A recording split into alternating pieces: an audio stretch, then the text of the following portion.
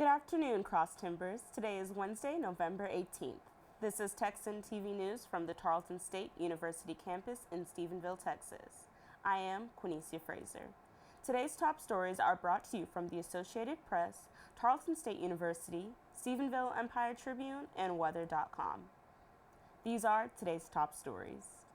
In campus news, Tarleton State University School of Criminology, Criminal Justice, and Strategic Studies offers one of the nation's top 50 best value online programs.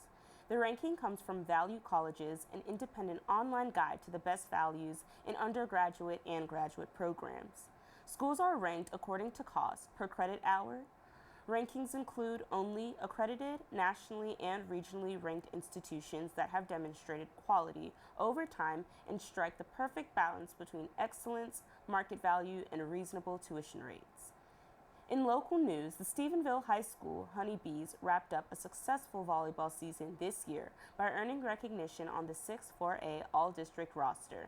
Many of the players also received awards, including Kylie Ponder, who was named Newcomer of the Year, senior middle blocker Courtney Seaton, who claimed the district's most valuable player, and Coach Fran Metzger, who received Coach of the Year.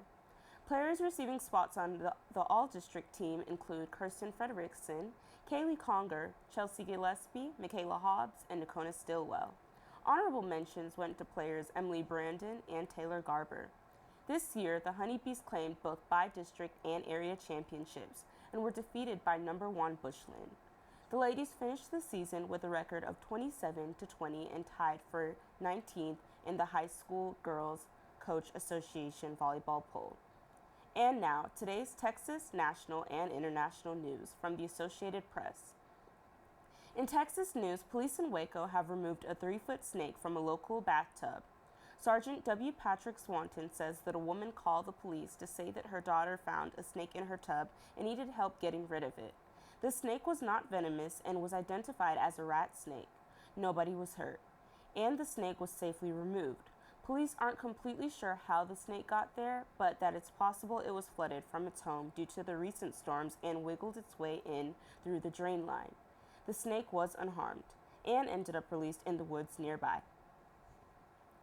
In national news, Republicans pressed an immediate closure of America's borders to Syrian refugees on Tuesday.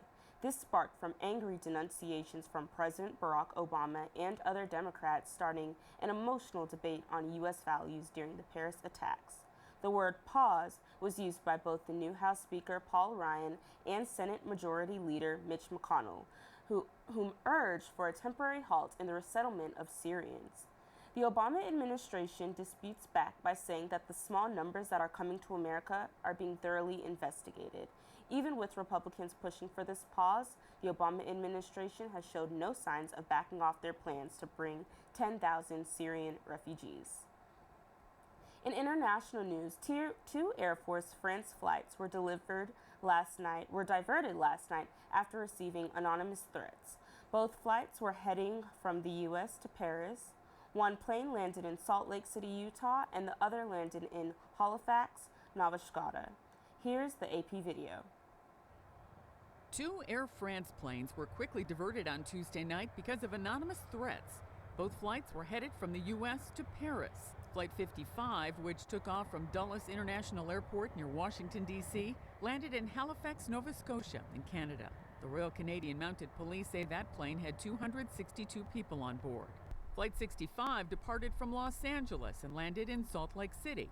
Both planes took off at about the same time. I understand. I just don't want people.